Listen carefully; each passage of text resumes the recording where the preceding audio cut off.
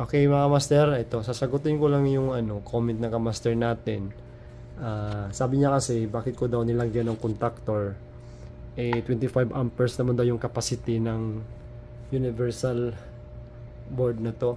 So ito nga pala mga master, hindi to universal, ito ay control lang split type unit na 18,000 BTU. Kung mapansin niyo mga master, kaya ako naglagay ng contactor. Kasi itong board na to kasi pang lang siya, pang 18,000 BTU. So itong unit kasi, yung window type ko kasi is 24,000 BTU.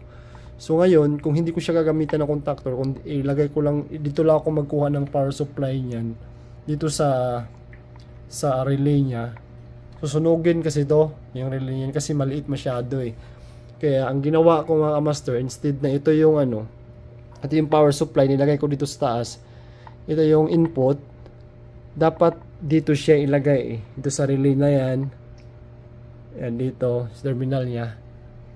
Tapos itong isa pumunta dito sa coil ng contactor yan sa taas.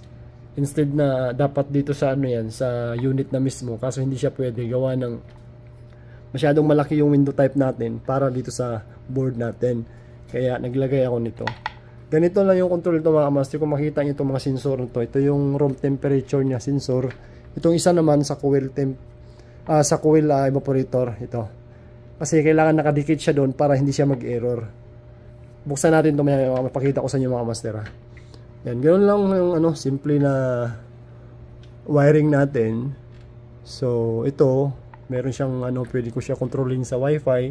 Dun sa mga master natin na bago lang nakapalo sa akin. Ito mga master, pwede ko siya makontrol kahit nasa labas ako.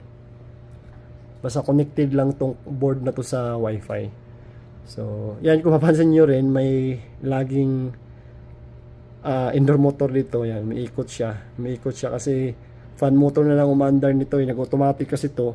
Pero yung window type natin, hindi gumagana yan ngayon. Hindi siya gumagana kasi hindi nagbibigay ng signal.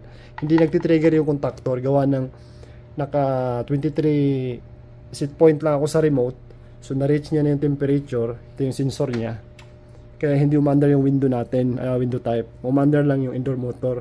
Doon sa mga nagtanong din na master kung bakit kailangan palagyan ng motor.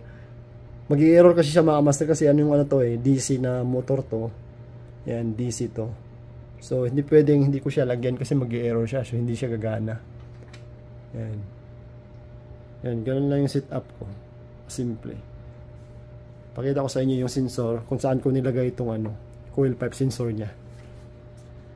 Okay, so yan, binuksan ko mga master. Pakita ko sa inyo kung saan nakadikit yung coil pipe sensor yan.